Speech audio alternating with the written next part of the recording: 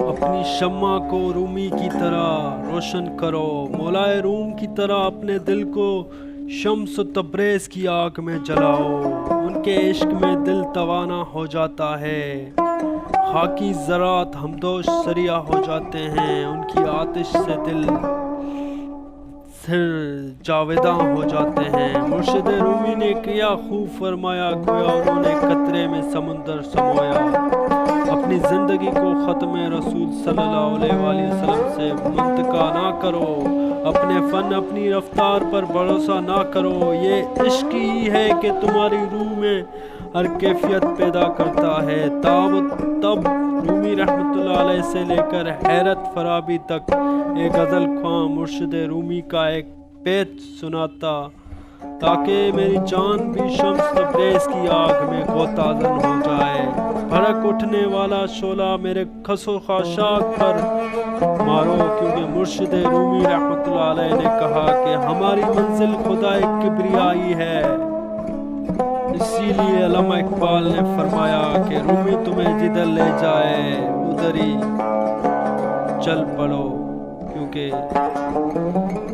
ایسا دیندار شخص کبھی گمراہی کی طرف نہیں لے کر جائے گا۔ مولانا رومی رحمۃ اللہ علیہ کی رہنمائی میں جو کچھ حاصل ہو سکتا ہے اس تذکرے کو یوں رہا کرتے ہیں، رومی تمہیں جہاں بھی لے جائے ادھر ہی جاؤ، کچھ دیر کے لیے خود ہی کو اس کے علاوہ ہر شے سے منتقا کر دو۔ رومی وہ ہیں جو عشق و محبت کے کامل دلیل ہیں، پیاسوں کے لیے ان کا کلام چشمہ سبیل ہے، ان کے نغمے کی نوا تو گھاس پھوس کو بھی گلشن بنا دیتی ہے، ان کی نوا آسمانوں کو برہم کر دیتی ہے، ان کی نوا اللہ تعالیٰ پر گواہی پیش کرتی ہے، فقیروں کو بادشاہی عطا کرتی ہے، اس کی وجہ سے بدن میں خون کی حرکت تیز ہو جاتی ہے، دل جبرائیل سے زیادہ بیدار ہو جاتا ہے۔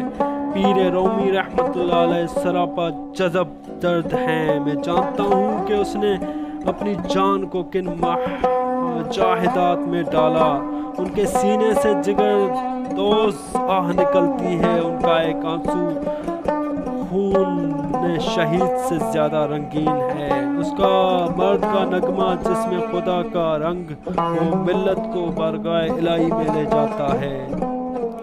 رومی نے کہا کہ اس قدر از خود نہ ہو جاؤ کہ بلکہ ان لوگوں کے ساتھ ہو جاؤ جن کی نوا شعلہ بار ہے۔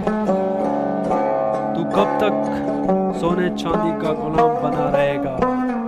اپنے اندر جھانک، اپنے اندر آ جا اور دنیا سے بے نیاز بے فکر ہو جا اور خود ہی اس جوہر کو پالے، اس خزانے کو جو تیرے اندر ہے۔